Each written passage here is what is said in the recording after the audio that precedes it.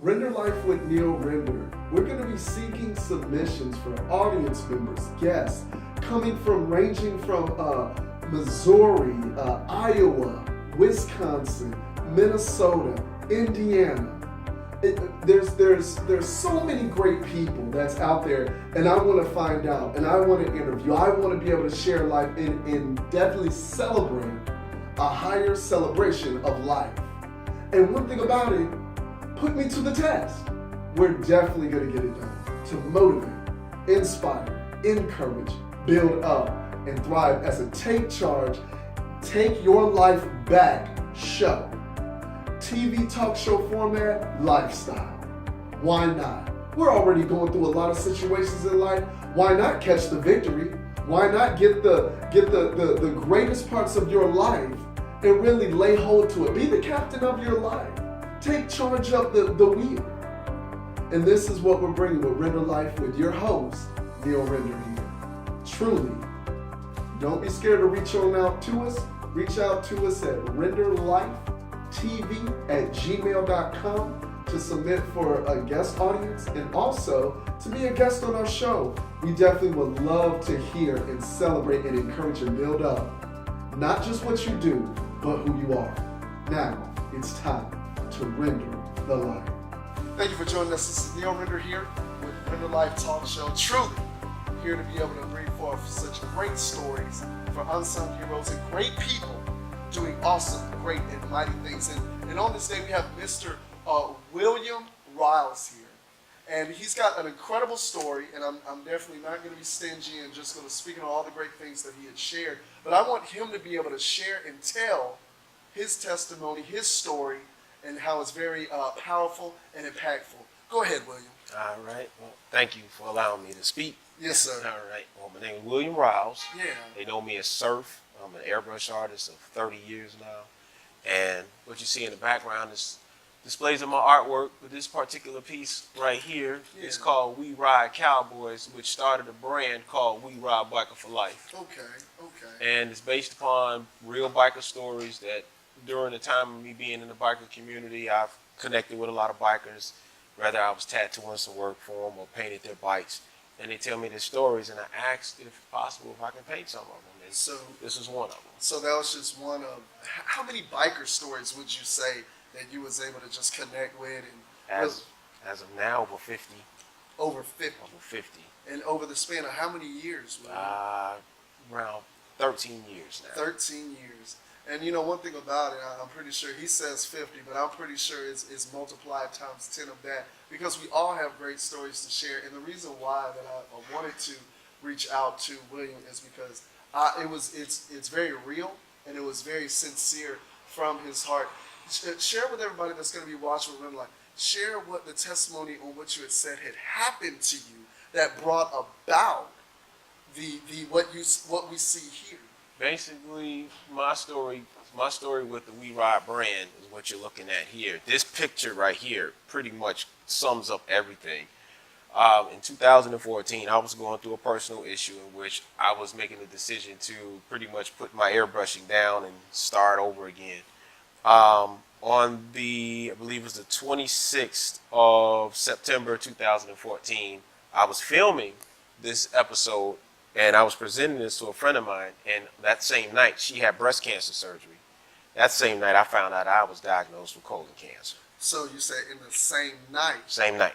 You had found out you was diagnosed with, when you say colon cancer. Colon cancer. Yes. So how did you feel, William, knowing that before you even knew that was going to happen, when it hit, how did you feel about that? At that point, I felt like things was just being paused before I was starting over again. Yeah. And I was trying to figure out of all the things in the world, this happens, Right. you know, and I just started this. And, you know, when you first start a process, you go through your moments, Yes, sir. your obstacles or whatever. Yeah. And I think that the cancer was somewhat of an obstacle at first, but it turned into a great opportunity. Mm-hmm. That opportunity was, you have a testimony now. And this is the doorway for people to know your testimony and the fuel to continue moving on. Were you fearful? Were there any moments when they told you? To be honest with you, I wasn't fearful at it at all. I was actually kind of mad because I'm like, oh, you're going to put this in my way now? Right. So I immediately, when some people hear the word cancer, the big C, yeah. they go into panic mode. I think my family was a little bit more scared for me than I was. I said to myself, thanks to a friend of mine that I met at the hospital, he said, you got a choice. Fear and God don't occupy the same space. Which side you going to be on? And I took that attitude towards it. I studied everything about what I was going through, and I found out some of the things I could have did to prevent it were very simple. And from there, I think what I did this, it just motivated me more to keep moving on. Just one thing I want to share dealing with health and wellness and what he said about the colon cancer. Were there certain things with dietary eating that could have been done better? The diet, one of the things, because I've always tried to stay health conscious with my eating, but one of the number one things about colon cancer, which a lot of people don't recognize, is stress brought my situation on more than the food, more than the diet, anything. And this came from an intern that looked over me. Yeah, from the hospital. That looked over me. Okay. Yes. And he pulled me over to the side and he told me, this comes from stress. Right. Because I didn't have any of the major symptoms that would have caused this. The main thing that caused this for me was stress. And a lot of people don't realize stress is a silent killer. Right. So when I was told that, I recognized where the stress was coming from. Right. And still deal with it, but you combat it. Right. Yes, sir. You combat it. So you have to have something to replace that stress to keep you going. A lot of people don't do that. So with that being said, what was your recovery rate time? Was this over the span of 2 years? It was over two. Well, I started making progress the first year that I dealt with it, but it's still a slow process. I'm still dealing with it, but it's a slow process. But it's a slow process because if you want to get it right, you got to do it slowly. There's no quick results when you're healing your body that's dealing with things that have occurred over the years and years. You have to give your body the time to do what, by God's divine will, that's giving you the ability to do naturally, and that's to heal. Your body can heal itself of anything. You just have to get your body used to doing what it was made to do. Right. Do you believe, William, and I'm just asking this, that we have a hard time with getting into this place where things are supposed to naturally flow kind of in life, or it doesn't come naturally? Would you say that, or do you think people need to find their place? Even while for you, as I understand it, this was, and I say was, I ain't even gonna say this is a trial.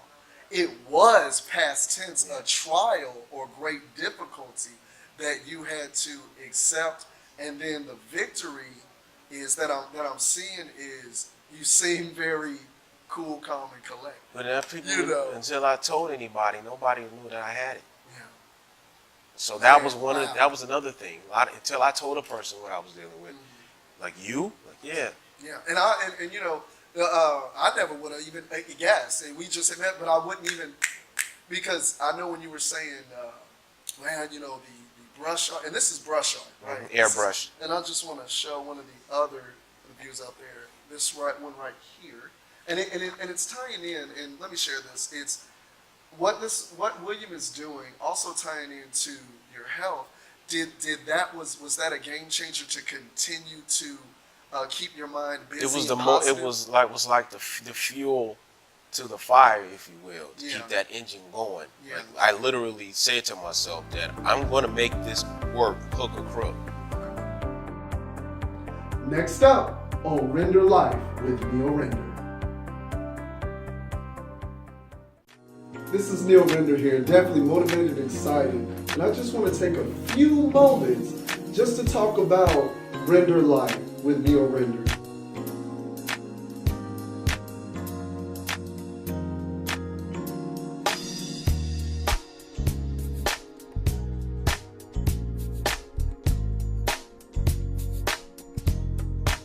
Encourage, build up, and motivate, and inspire your life. A real take charge TV program of your life.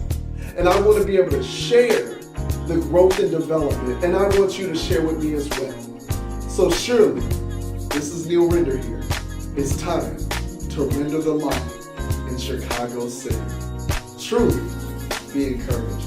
Until we meet next time, thank you.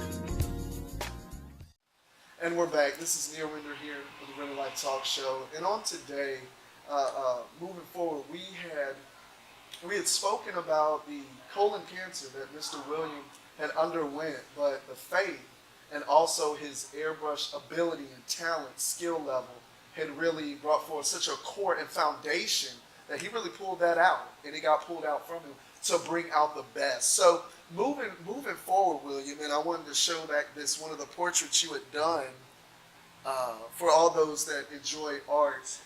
What can you share with the Render Life viewers about how long did this take? This image that you had created? Well, that image actually started from an interview. Oh, okay. Promoting my clothing line, which the man and the young boy here is actually wearing. And as we did the interview, the guy here, his name is Tony. He built this bike. I interviewed his bike. He interviewed him about his bike. We called it the living room special. And his grandson was out there helping him out. So we took pictures, and this was one of the pictures. And as soon as I saw this, I gotta paint this. So this is actual bike, his actual garage, his actual grandkid, tools and everything. And it took about maybe like 3 weeks. 3 weeks. So from concept to commercial, about 3 weeks, a little longer, a little less. Month. Okay. What's the details involved in creating this masterpiece, this work? How detailed do you need to be, or what credentials would you need to be an airbrush? Well, this is an actual picture. Okay. And we turned that picture into an actual painting. Oh, and added some additions to it, of course. As an airbrush artist, I've been airbrushing since I was 14. Really? Yeah. So how much does it cost to start up in that line of business? Give or take, it's a build-in process. Oh, really? You know what I mean? Depending on how the equipment that you want to buy, you got some that's less expensive, maybe $100. Oh, you got some that can run into a couple of $1,000, depending on the skill level that you want to take it to. Right. And then, of course, there's other additions to it where you might want to hand paint and add on with the airbrush paint. Like my friend Kevin Warren, they call him Whack. He's one very well-known African-American artist. Mm-hmm. So he blends both into his techniques. Or you can do serious, just straight airbrushing. So it all depends on, where the division, of course, where you want to go with it, and at the end result, with people taking a look at it, the mode that they're in when they see the work. So everyone has a different technique. I've seen people do half and half and actually take a knife and scrape on the pictures and to create a different degree of the art that makes the art even more realistic. Yeah, wow. So it's all in how you want to take it. Next up on Render Life with Neal Render.